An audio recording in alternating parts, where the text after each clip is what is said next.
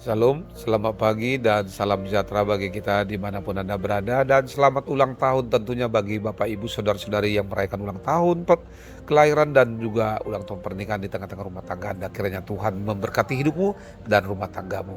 Kami juga selalu berdoa kepada Bapak Ibu Saudara-saudari yang masih terbaring lemah di tempat tidur baik di rumah sakit maupun di rumah Anda.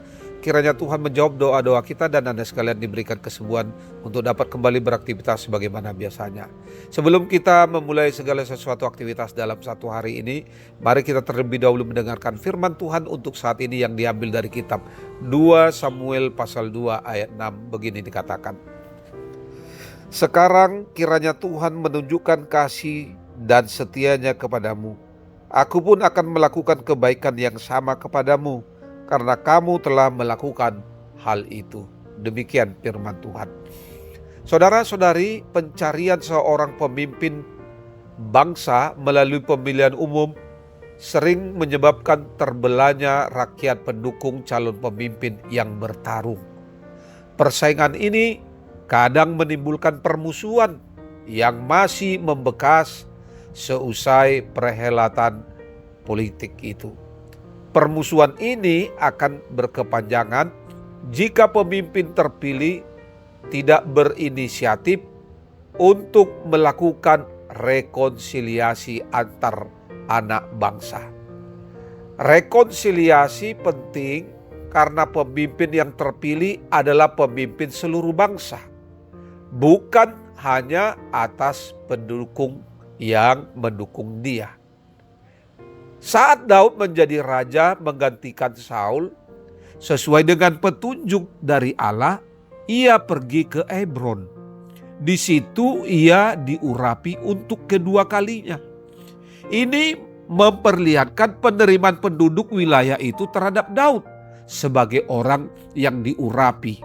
Namun sebagai raja, ia juga harus bijak menghadapi orang-orang yang tidak mendukungnya. Orang-orang Yabes Gilead misalnya sangat setia kepada Saul. Namun hal itu tidak menjadi penghalang atau ganjalan bagi Daud karena ia lebih mengutamakan kedamaian dan kesatuan. Oleh sebab itu Daud mengambil inisiatif untuk menghubungi mereka dan menawarkan persahabatan dengan mereka. Daud sadar bahwa ia adalah raja atas seluruh bangsanya. Kesadaran ini juga seharusnya kita miliki. Kita juga harus menjalin hubungan atau berteman dengan semua orang, apapun suku, agama, atau latar belakangnya. Tuhan Yesus sudah memberi teladan dengan mengasihi semua orang, baik yang menyukai dia maupun yang membenci dia. Sudah menjadi kodrat bagi kita kalau kita diciptakan berbeda satu sama lain. Berbeda tetapi tetap sama.